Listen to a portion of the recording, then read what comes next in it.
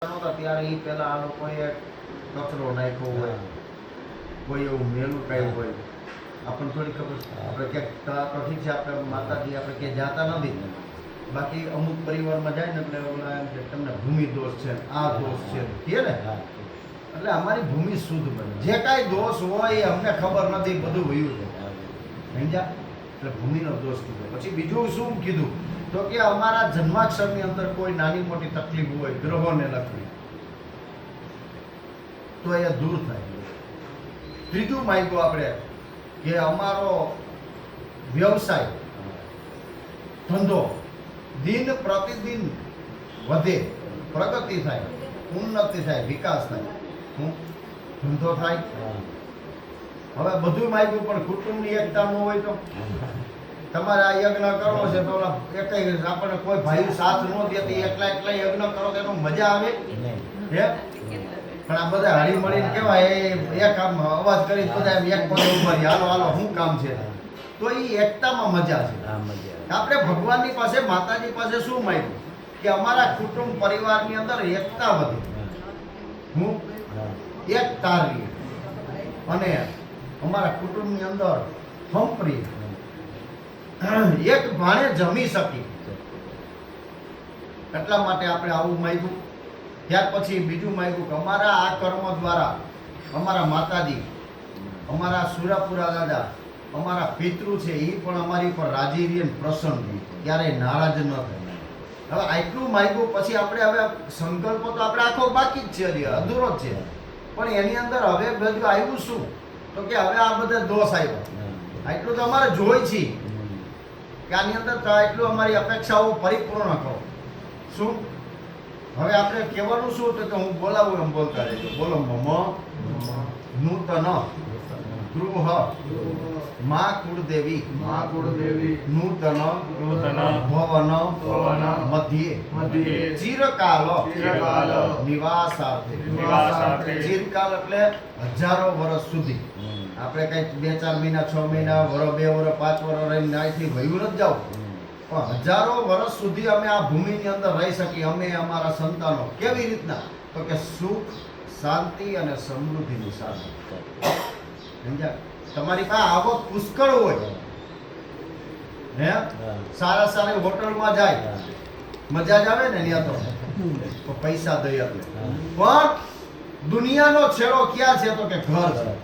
તમે દેશ દુનિયામાં ગમે ત્યાં ફરો હે, ઘરે આવો ને શું કહેવાય, એ ઘરના સોફા પર બેસીને પાણી ઘરના ગોરાનું પાણી પીઓ એટલે આત્મ શાંતિ. ઘરે આવી ગયા એમ ગમે ત્યાં ફરવા ગયા હોય ગમે, પણ અમારા ઘરની અંદર કેવું તો કે શાંત રહીએ, ઉગ્રતાવાળું વાતાવરણ નથી જોયું. અમારા ઘરની અંદર શાંતિ રહે, ધંધામાં બરકત મગાય, ઘરમાં શાંતિ જોઈએ.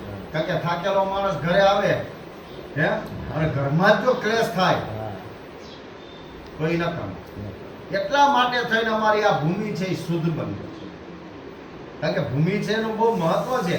એટલે આપણે ધરતીને શું કીધું, માં કીધું.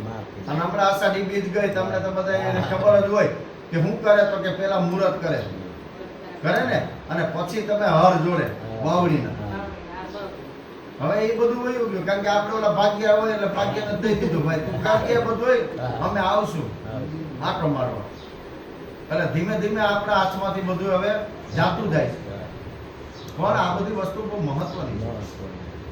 હવે આમાં 8 પ્રકારની વસ્તુ વપરાય, એટલે એનું બોલવાનું તો કે અમારા નવા ઘરની અંદર બોલો મમ નૂતન ગૃહ મધ્યે ચિરકાલ નિવાસાર્થે સુવર્ણ રજત તામ્ર લોહ પાષાણ અષ્ટશલ્ય મેદિની દોષાવ્યાય નાનાવિધ જીવ હિંસાદિ જન્ય સકલ દોષ દૂરીકરણાર્થ અવિચ્છિન્ન સંપત્તિ સંતતિ આદિ વૃદ્ધયે. આપણે શું કીધું કે અમારા સંકલ્પ તો થયો અમારા જીવને આ બધી મુક્તિ માટે, પણ હારે અમને આપો શું તો કે અમને એવી સંપત્તિ આપો સુકૃત લક્ષ્મી કે અમારા ઘરની અંદર આવે અને એ લક્ષ્મી વાપરતા વધે. હું અને અમારા સંતાનો અમારા કયામાં રહે. તો સંપત્તિ અવિચ્છિન્ન સંપત્તિ સંતતિ આદિ વૃદ્ધએ વિકાસ થવો જોઈએ. હા, કુટુંબ નાનું હોય તો એનો વિકાસ થવો જોઈએ. બરોબર ને? એક માંથી બે થાય, બે માંથી ચાર થાય ને. એટલે આપણે માતાજી પાસે એવું માંગ્યું કે અમારા ઘરની અંદર અમારો આણો તાણો વંશવેલો આવે. સમજ્યા?